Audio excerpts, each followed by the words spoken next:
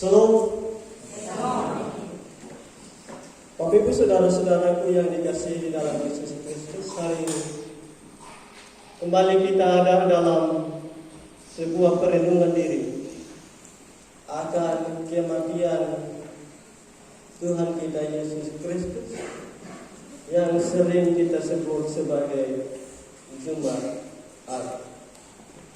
Dalam perenungan akan kematian Yesus Kristus tahun ini, kita ada dalam sebuah tema bersama, yaitu derita dan kematian Kristus sebagai satu-satunya jalan pembebasan. Derita dan kematian Kristus sebagai satu-satunya jalan pembebasan. Saudara-saudaraku dalam Yesus Kristus, setiap orang di dalam dunia ini, mungkin termasuk saudara dan saya, pasti kita menginginkan sebuah kebebasan. Karena menikmati kebebasan dalam hidup ini adalah sebuah kerinduan semua manusia. Maka saudara-saudara, ketika ia mengalami suatu tekanan, ketika ia mengalami suatu pergumulan atau kegelisahan, maka dia akan cepat-cepat mencari jalan keluar, solusi bagaimana caranya supaya terlepas dari belenggu yang mengikat. Bagaimana caranya supaya pergumulan itu cepat selesai dan jangan datang lagi dalam Islam. Saudara-saudara yang dikasihi, ketika kebebasan itu hilang, saudara-saudara, maka tentu manusia akan hidup di dalam kegelisahan, akan hidup dalam kecemasan, kegalauan, ketakutan. Apalagi saudara-saudara, ia tidak bisa menolong dirinya bagaimana ia keluar dari persoalan tersebut. Dan mungkin kita sudah punya pengalaman seperti itu. Banyak hal yang terjadi dalam kita punya kehidupan yang membuat kita frustasi, yang membuat kita stres, dan ada beberapa orang yang mengambil jalan pintas lalu bunuh diri. Karena apa, saudara-saudara? Ia tidak sanggup untuk menahan dan tidak bisa sanggup untuk menolong dirinya, terlepas dari segala sesuatu yang mendekati. Saudara-saudara yang dikasihi dalam Yesus Kristus, sebab pada hakikatnya saudara-saudara bahwa manusia tidak bisa menolong dirinya sendiri. Seberusaha apapun, sekuat tenaga apapun, sebanyak apapun upaya manusia, dia tidak bisa menolong dirinya sendiri.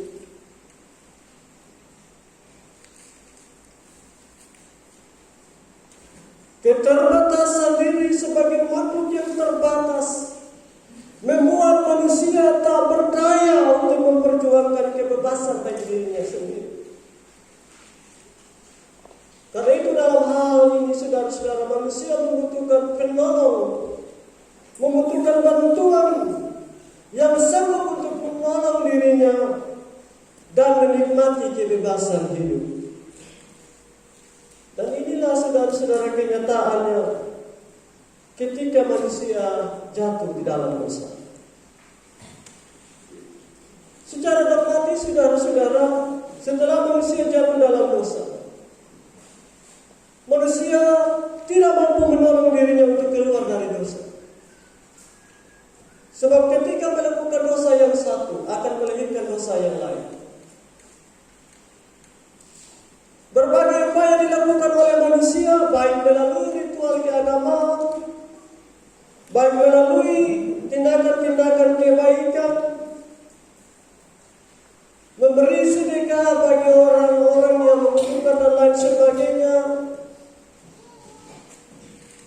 tidak akan mampu menebus kesalahan atau dosa, dan tidak akan bisa melepaskan manusia itu dari dosa yang melekat pada diri.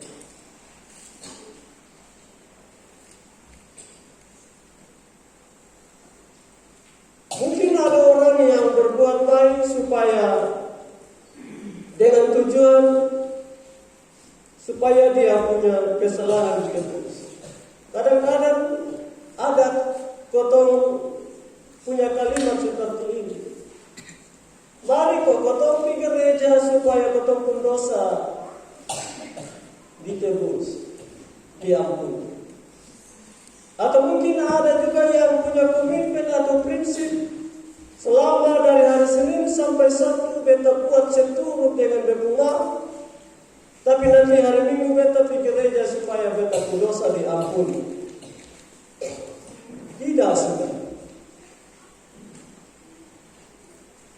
Saya berusaha bagaimanapun manusia untuk beribadah, untuk melakukan ritual-ritual atau seremoni-seremoni keagamaan, tidak membuat manusia itu bisa melepaskan diri dari dosa yang ada. Kalau dalam perjanjian lama, saudara-saudara, untuk tebus dosa itu ada darah binatang menjadi tebusan. Dan ini masih dilakukan oleh beberapa suku yang ada di NTT. Saudara-saudara, hari ini kebaktian Jumat Agung kita mendengarkan firman Tuhan tentang penyaliban Yesus sampai Ia mati di kayu salib dan dikuburkan. Peristiwa ini dialami oleh Yesus untuk menebus manusia dari dosa. Masalah dosa, saudara-saudara, diatasi hanya oleh Allah melalui anaknya Yesus Kristus. Tanpa sumbangsi atau tanpa andil dari pihak manusia. Ini sekali lagi manusia menerimanya dengan gratis atas inisiatif Allah sendiri. Bukan karena pengaruhnya manusia, bukan karena kebesarannya manusia, bukan karena keinginannya manusia, tapi karena keinginan Allah sendiri, supaya manusia jangan binasa. Selama di kayu salib, saudara-saudara, orang banyak tak henti-hentinya mengejek dan mengolok-olok Yesus.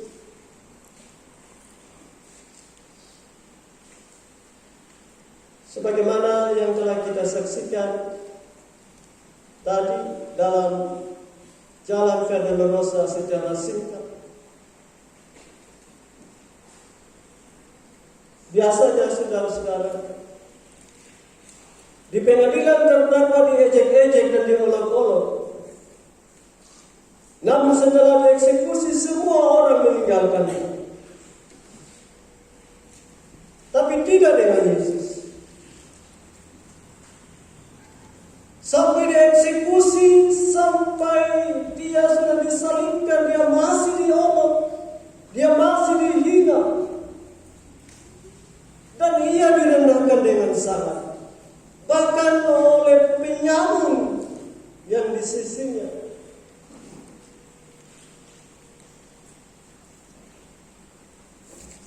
Ada beberapa kelompok orang yang hadir di Bukit Golgota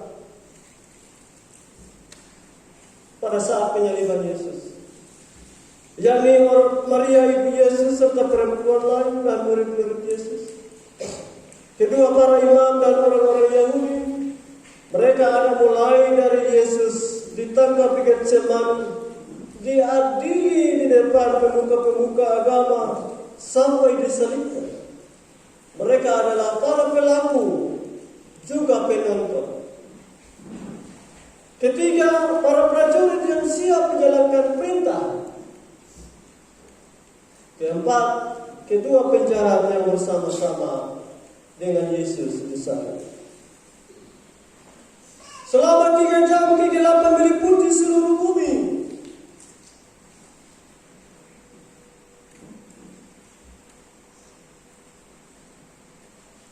Ada beberapa perkataan yang diucapkan oleh Yesus di atas kayu salib. Kita dengar bersama tadi bahwa ada 7 perkataan. Dan dalam pembacaan kita ada 2 saja Bapak Ibu. Yaitu aku haus dan sudah selesai. Oleh karena itu saudara-saudara, fokus renungan kita hari ini adalah pada 2 perkataan ini. Yesus mengalami penderitaan yang hebat, penderitaan yang sangat mengerikan, sehingga tak tertahan lagi olehnya. Kita bisa membayangkan saudara-saudara bagaimana penderitaan yang dialami oleh Yesus, mulai dari jam 9 pagi sampai jam 3 sore. Ia disesak,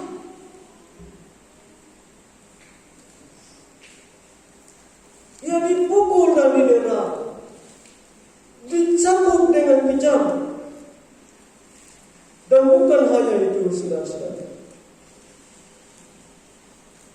ia mengalami penderitaan sejak ditangkap di Taman Getsemani. Dia berjuang dengan kesakitan yang tiada tanding. Keringat darah terus menetes melalui luka-luka cambuk yang ada di seluruh tubuh, sehingga organ-organ dalam tubuh tidak lagi berfungsi dengan baik. Otak tidak lagi berfungsi dengan baik. Saluran pencernaan atau pernapasan tersendat-sendat, dan berbagai hal lain. Di atas kayu salib Yesus memandang kepada para prajurit dan berkata, aku haus. Lalu seorang prajurit berlari mengambil bunga karang, dicelupkan pada sebatang hisop, lalu ditunjukkan kepada mulut Yesus. Saudara-saudara yang dikasihi dalam Yesus Kristus, hisop biasa digunakan untuk memercikkan darah korban persembahan dalam perayaan Paskah. Yesus menjadi anak domba Paskah, dan ritual penyucian terjadi di Bukit Golgota, bukan dalam mezbah atau dalam gedung, namun di Bukit Kalvari. Dia meminum anggur asam. Saudara-saudaraku yang dikasihi di dalam Yesus Kristus, menurut tradisi saudara-saudara, minuman anggur asam diberikan kepada seseorang yang mau dihukum mati, bukan karena belas kasihan, bukan karena rasa empati dan simpati, malahan dimaksudkan untuk menambah penderitaan, untuk menolong dan menista serta menghina. Ini adalah satu kebiasaan di zaman dahulu kala. Kalau seorang yang disiksa sangat haus dan minta minum, seringkali dia diberi minuman campuran empedu atau anggur asam. Rasanya pahit bercampur asam, sehingga itu menambah penderitaan baik secara fisik maupun secara psikis. Bahkan saudara-saudara, luka-luka bekas penyiksaan digosok pula dengan campuran anggur asam empedu. Rasanya sangat perih. Mungkin sekali prajurit-prajurit bermaksud untuk menyiksa Yesus, sehingga mereka menyiapkan minuman itu. Minuman itu bukan minuman yang menyegarkan di tengah-tengah penderitaan itu. Justru sebaliknya, minuman itu malah menyiksa dan sangat menderita. Saudara-saudaraku yang dikasihi di dalam Yesus Kristus, dalam ayat ini pun saudara-saudara, anggur asam bukan berarti minuman yang menyegarkan. Ketika tadi di atas salib Yesus bilang aku haus, tetapi itu menambah rasa sakit.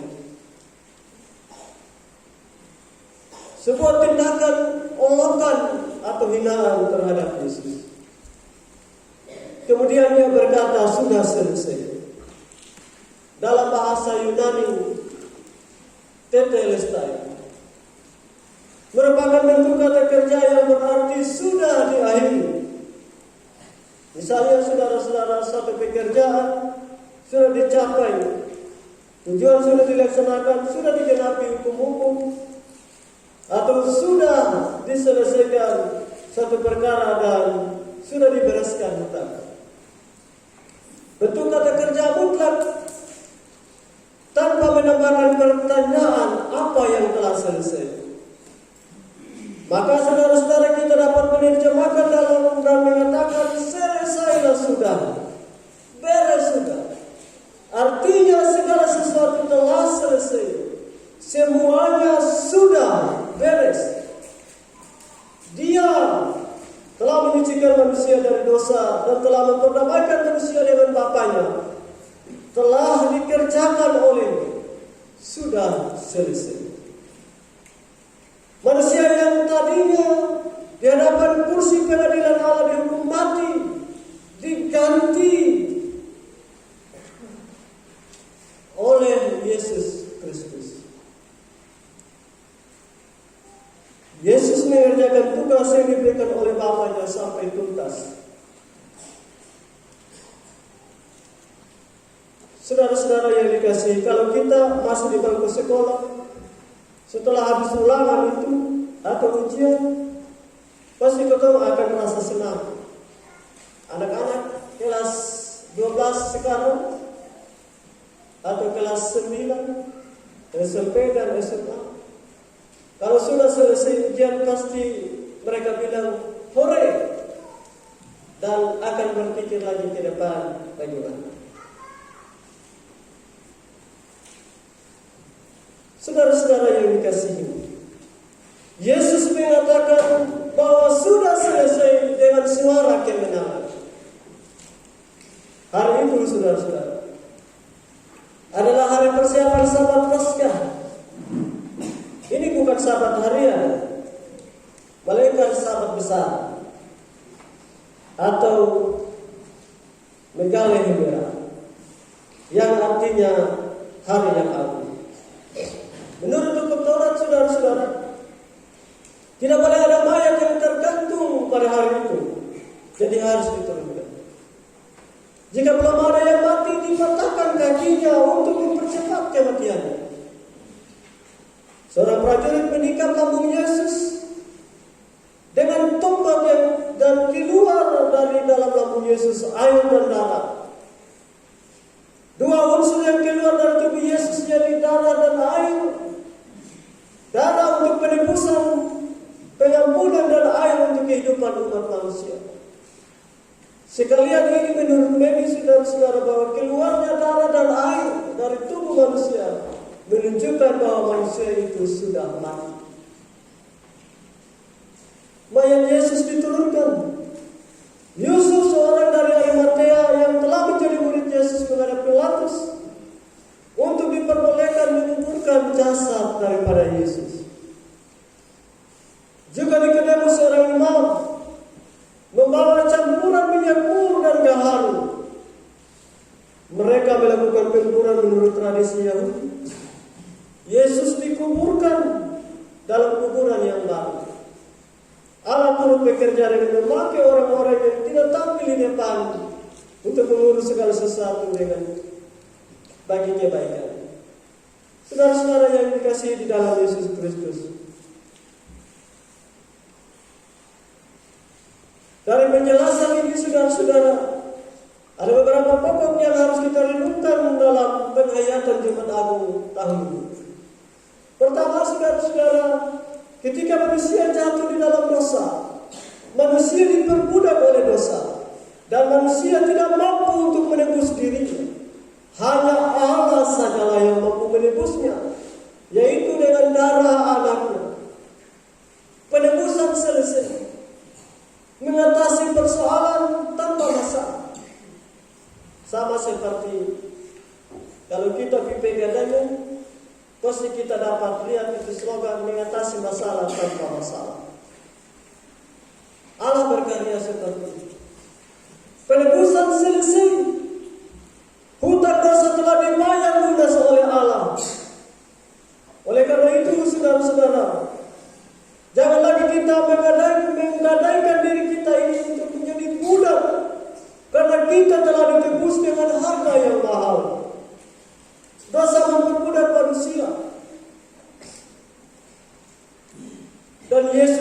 menebusnya.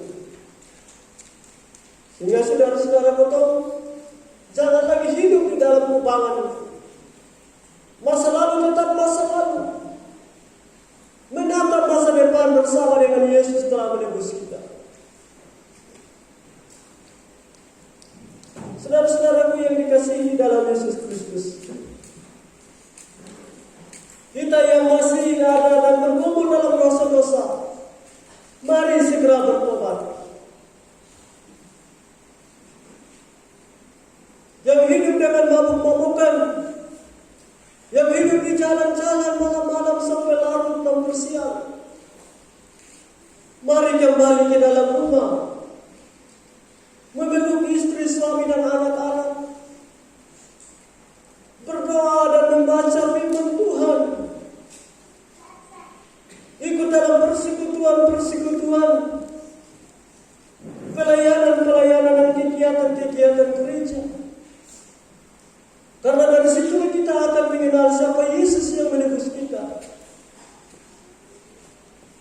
Kita yang berjudi, kita yang berzina, kita yang kumpul kebun,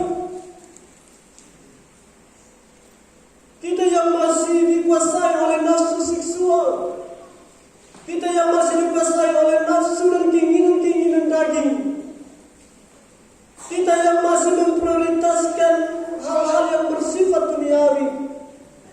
Mari saudara-saudara, Yesus telah tergantung di tengah-tengah langit dan bumi, supaya kita terhubung kembali dengan Allah, kita terhubung kembali dengan manusia sesama.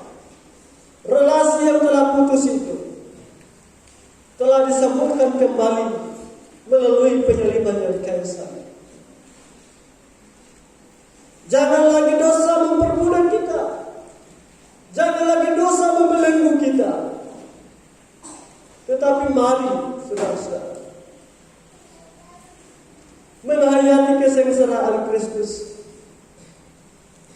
Ia sangat mengasihi kita, Ia sangat menghargai, dan kita begitu berharga baginya. Kita telah dilunasi dengan harga yang mahal. Karena itu saudara-saudara, jangan lagi kita mau terbuai dengan keinginan-keinginan besar. Segera berbalik dan bertobat kepada Tuhan. Dan hanya melalui Tuhan, hanya melalui pengorbanan itulah saudara-saudara, kita dapat dilepaskan. Tidak bisa dengan upaya kita sendiri. Hanya melalui Yesus, hanya melalui penderitaan, karena anugerahnya bagi kita, bukan karena perbuatan baik manusia, bukan karena keinginan atau andil kita manusia, tetapi semata-mata adalah karena kasih karunia Allah.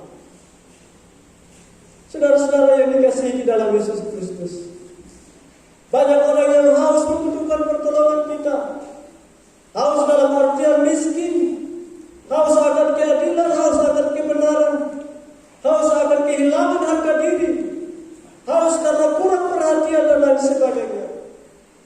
Darah dan air yang mengalir dari lambung Yesus menembus dan memberikan kehidupan. Saudara-saudara, merayakan Jumat Agung, Anda dan saya hadir membawa kelepasan, kesegaran dan kehidupan bagi mereka yang membutuhkan tanpa menuntut upah dari mereka. Karena kita telah menerima keselamatan dengan gratis, kita telah menerima pembenaran dengan anugerah, dan itu adalah sebuah karya yang dilakukan oleh Allah secara cuma-cuma. Maka pemberian kepada orang lain itu mesti diberi dengan cuma-cuma. Kita mendapatkan berkat-berkat Allah dengan cuma-cuma. Maka pemberian kepada orang lain yang membutuhkan itu berilah dengan hati yang tulus, bukan dengan sungguh-sungguh. Saudara-saudara yang dikasihi, marilah dalam pelayanan kita, dalam persekutuan kita, dalam rumah tangga kita, kita menghadirkan damai sejahtera Allah yang dikerjakan oleh Yesus Kristus di kayu salib. Memandang kepada Yesus yang tersalib dengan penyesalan dan pertobatan. Perayaan Jumat Agung mengingatkan kita bahwa ada pengampunan bagi setiap orang yang bertobat dan memandang kepada salib Yesus di Golgota. Injil-injil mencatat bahwa kepala prajurit melihat matinya Yesus. Dia menyesal dan mengaku serta memuji Allah. Dia bilang, sungguh orang ini adalah anak Allah.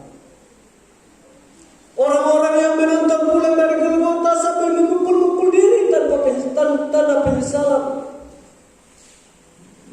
Di perayaan Jumat Agung kita datang kepadanya dengan penyesalan dan kembali dengan pertobatan.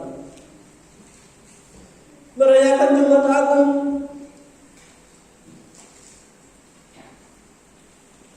kita mengingat bagaimana Yusuf dari Arimatea dan Nikodemus yang mempersembahkan apa yang ada pada mereka untuk kebaikan.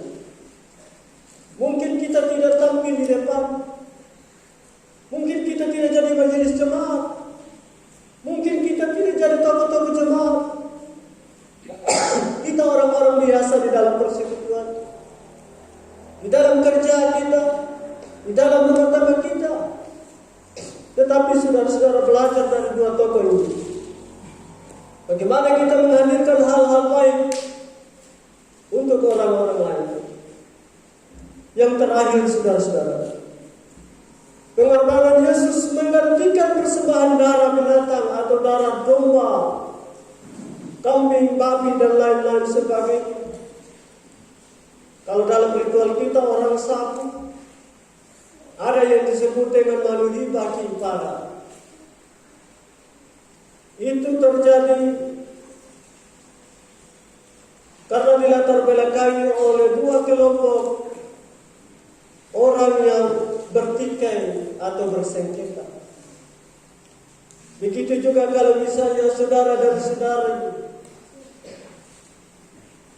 bakal lain begitu, atau mempunyai persoalan, pasti ada yang menjadi inisiator, ada yang memediasi supaya kedua kubu ini bagaimana kita bakar ayam, kita bunuh babi dan lain sebagainya sebagai tanda pendamaian.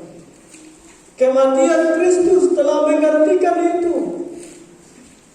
Ritual itu saudara-saudara boleh kita jalankan. Tetapi saudara-saudara kita jangan menggeser nilainya. Kita jalankan sambil memandang kepada Alkitab bahwa Yesus Kristus telah menjadi para manusia untuk kita manusia. Supaya relasi kita dengan sesama yang tadinya bersengketa, bermasalah, dipulihkan kembali. Relasi kita dengan Allah yang tadinya itu terputus oleh karena dosa dan ketipuan kita, disambung kembali.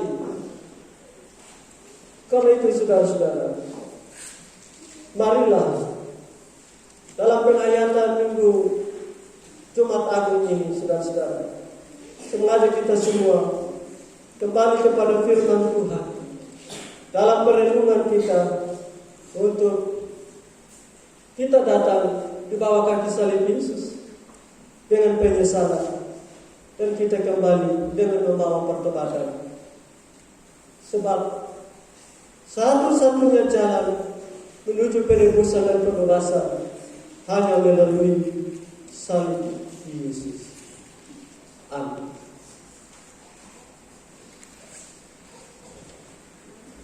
Saudara-saudaraku yang dikasihi dalam